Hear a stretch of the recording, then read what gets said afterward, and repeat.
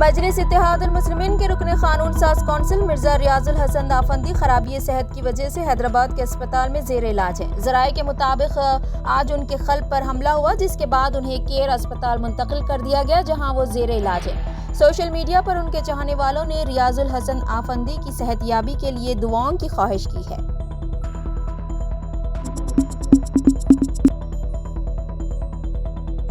सना Shireen MS degree college की तालिबा ने Babi Khan national institute of nutrition common entrance test NCET 2023 में ऑल इंडिया 3rd रैंक हासिल करके एक काबिल जिक्र कारनामा अंजाम दिया है। इसके जरिए national institute of nutrition NIN Hyderabad के पेश करदा अप्लाइड न्यूट्रिशन या स्पोर्ट्स न्यूट्रिशन में 2 साला पोस्ट ग्रेजुएशन कोर्स में दाखिला हासिल किया जा सकता है। NCET एक इंतहाई मुसाबकती इम्तिहान है जो national institute of nutrition NIN के जरिए मुनक़िद किया जाता है, जो हिंदुस्तान में ग़िज़ाइयत की तहक़ीक़ और तालीम के आला इदारों में से एक है। इम्तिहान न्यूट्रिशन साइंस और उसके इस्तेमाल के मुख्तलिफ पहलुओं में उम्मीदवारों के इल्म और अहलियत की जांच करता है। नेशनल इंस्टीट्यूट ऑफ न्यूट्रिशन के MSc कोर्स में दाखिले के लिए हर साल हज़ारों दरख्वास्त दहिंदगान में से सिर्फ 40 उम्मीदवारों का इंतखाब किया जाता है। कौमी सतह पर एंट्रेंस टेस्ट के बाद मुंतखब इन 40 तलबा में सना शीरीन ने काबिल तारीफ 3रा रैंक हासिल किया है। सना शीरीन अपने पूरे तालीमी कैरियर में एक होनहार तालिबा रही है। उसने अपना BSc मुकम्मल किया। MSc डिग्री कॉलेज से BSc न्यूट्रिशन साइंस में इम्तियाज़ के साथ कामयाबी हासिल की।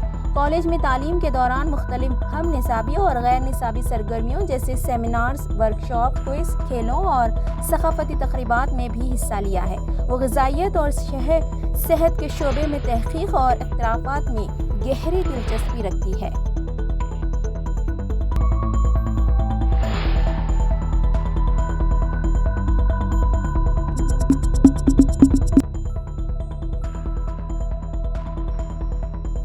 एक आलमी सर्वे के मुताबिक गुज़िश्ता 5 सालों में दूसरे मज़ाहिब के 13 करोड़ अफराद ने मज़हब इस्लाम को कबूल किया। इनमें हर कौम, हर तबका, हर फ़िरक़ा और फ़िक्र व ख़याल के अफराद शामिल हैं। आला दर्जे के तालीम याफ्ता अफराद के अलावा पसमानदा, नाखवानदा, आदिवासी हल्का बगोश इस्लाम हो रहे हैं। अखबारात और सोशल मीडिया के मुताबिक गुज़िश्ता दिनों शहर मुरादाबाद में 50 दलितों ने इस्लाम कबूल करने का ऐलान किया, जिनको कलमे तैयबा पढ़ते हुए एक वीडियो में देखा गया है।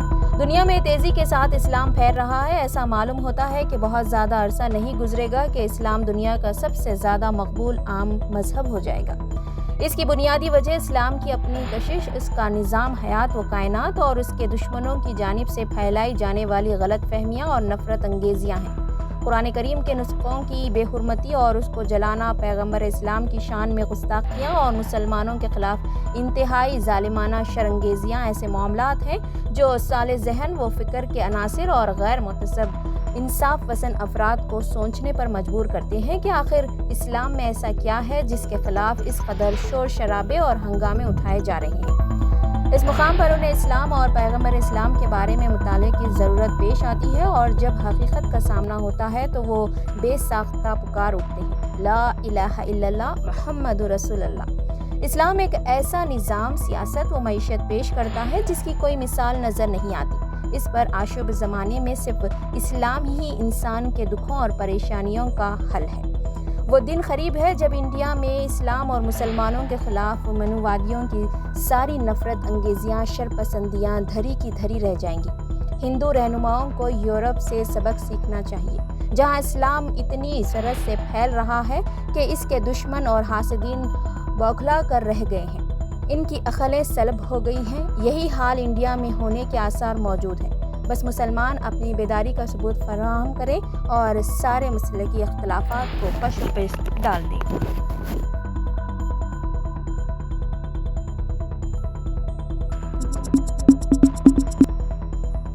हुसैनी आलम पुलिस स्टेशन हुदूद में इत्तेफाकी तौर पर गोली के चल जाने के नतीजे में एक हेड कांस्टेबल की मौत वाक़ई हो गई। पुलिस ज़राए के मुताबिक सूर्यापेट ज़िले से ताल्लुक़ रखने वाला 29 साला भूपति श्रीकांत हुसैनी आलम पुलिस स्टेशन में हेड कांस्टेबल के तौर पर काम कर रहा था। गुज़िश्ता 2 माह से वो कबूतर खाने के पास गार्ड ड्यूटी अंजाम दे रहा था। सुबह की अवलिन सातों में श्रीकांत सो रहा था कि अचानक इत्तेफाकी तौर पर गोली चल गई। जिसके नतीजे में वो शदीद जख्मी हो गया था। इसे इलाज के लिए अस्पताल ले जाया गया, जहां वो जख्मों से जाँ बहन न हो सका। पुलिस इस पूरे मामले की छानबीन कर रही है।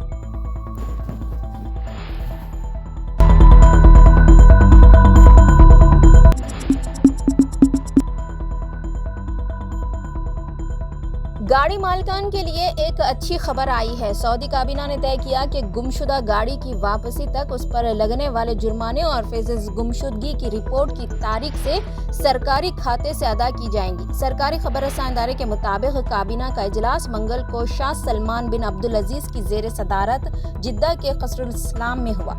इजलास में कहा गया कि गाड़ी चोरी होने की सूरत या गाड़ी के मालिक की जानिब से धोखाधही सामने आने पर लापता गाड़ी पर जुर्माने और फीस चोरी करने वाले या धोखाबाज मालिकान से वसूल की जाएंगी। काबीना ने अपने इजलास में 17 अहम फैसले किए हैं। वज़ीर ख़ारजा को खलीजी ताउन कौंसिल ममालिक की हेल्थ कौंसिल और सऊदी हुकूमत के दरमियान हेड क्वार्टर मुआहदे के मुसव्वदे पर दस्तखत का इख्तियार तफवीज़ किया गया। काबीना ने माज़रून को हुकूक के कानून और इन्वेस्टमेंट कौंसिल के इंतजामी ज़वाबित की भी मंजूरी दी है।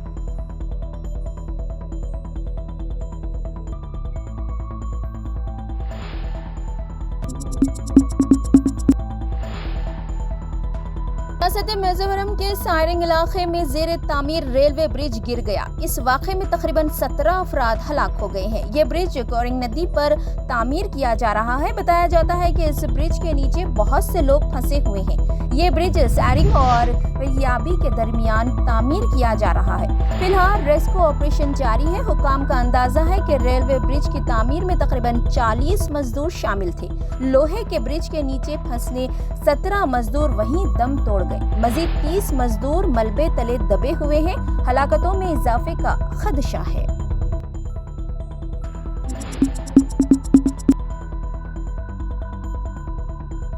हिंदुस्तान ने आज खलाई शोबे में तारीखी रकम की है। हिंदुस्तान के चंद्रयान 3 के विक्रम लैंडर ने शाम चांद के कुतुब जुनूबी खित्ते में निहायत आसानी से उतरने का अमल मुकम्मल कर लिया है। न सिर्फ हिंदुस्तान बल्कि पूरी दुनिया की नजरें हिंदुस्तान पर टिकी हुई थी और सब इस तारीखी लम्हे का इंतजार कर रहे थे। इसरो ने इस कामयाबी पर मसर्रत का इजहार किया है। वज़ीर-ए-आज़म नरेंद्र मोदी और दीगर अहम शख्सियात ने खलाई तहकीकी इदारे से वाबस्ता साइंसदानों को मुबारकबाद पेश की है। दुनिया के दीगर ममालिक ने इस कामयाब तजुर्बे पर हिंदुस्तान को मुबारकबाद पेश की है। 14 जुलाई को श्रीहरिकोटा के सतीश धवन खलाई मरकज से चंद्रयान का तजुर्बा किया गया था। चांद पर पहुंचने की कोशिश के ताल्लुक से भारत का ये दूसरा मिशन है। 2019 में आखिरी मरहले में चंद्रयान 2 मिशन नाकाम हो गया था।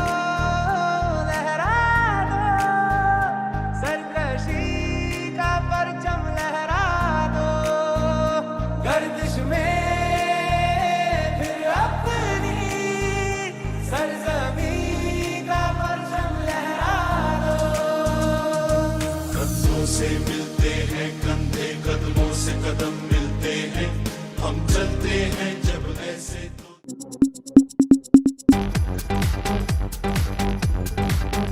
संजय दत्त, माधुरी दीक्षित और जैकी श्रॉफ की 1993 में रिलीज होने वाली फिल्म खलनायक एक बार फिर सिनेमा घरों की जीनत बनने के लिए तैयार है। ये फिल्म 30 साल बाद दोबारा रिलीज हो रही है। फिल्म के प्रोड्यूसर सुभाष घाई ने इस बारे में जानकारी दी है। इसके साथ ही उन्होंने बड़ा ऐलान किया है कि वो जल्द ही फिल्म के सेक्वल पर काम शुरू करेंगे। खलनायक ने 6 अगस्त को 30 साल मुकम्मल कर लिए। सनी देओल की फिल्म गदर 2 की बॉक्स ऑफिस पर कामयाबी को देखकर सुभाष घाई ने अपनी फिल्म का दूसरा हिस्सा बनाने का फैसला किया है। उन्होंने बताया कि वो खलनायक के दूसरे हिस्से पर काम कर रहे हैं। एक इंटरव्यू में सुभाष घाई ने कहा कि उन्होंने खलनायक फिल्म को 4 सितंबर को रिलीज करने का फैसला किया है। मुक्ता आर्ट सिनेमा के जरिए वो इस फिल्म को 100 से ज्यादा स्क्रीन्स पर दोबारा रिलीज करेंगे। सुभाष ने कहा कि उनकी बड़ी फिल्मों में से एक कर्मा, सौदागर और खलनायक का जल्द ही सेक्वल बनने वाला है। उन्होंने कहा कि हमारे पास स्क्रिप्ट है और हम इस पर काम कर रहे हैं। लोग पुरानी यादों को पसंद करते हैं और खलनायक के बल्लू बलराम को स्क्रीन पर बड़े अंदाज में देखा जा सकता है। सुभाष घाई ने मजीद कहा कि गदर 2 की कामयाबी के बाद मुझे बहुत से पैगामात मिल रहे हैं, आप खलनायक 2 क्यों नहीं बना रहे हैं, इसलिए हम इस पर गौर कर रहे हैं और आप बहुत जल्द ये खबर सुनेंगे। इसमें संजय और एक नया स्टार होगा। आपको बताते चलें कि 1993 में रिलीज होने वाली खलनायक इस साल की सबसे कामयाब फिल्मों में से एक थी।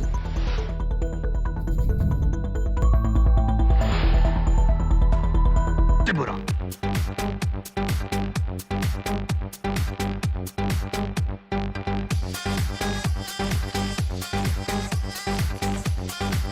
शराफत की किताब में मुझे खलनायक कहते हैं।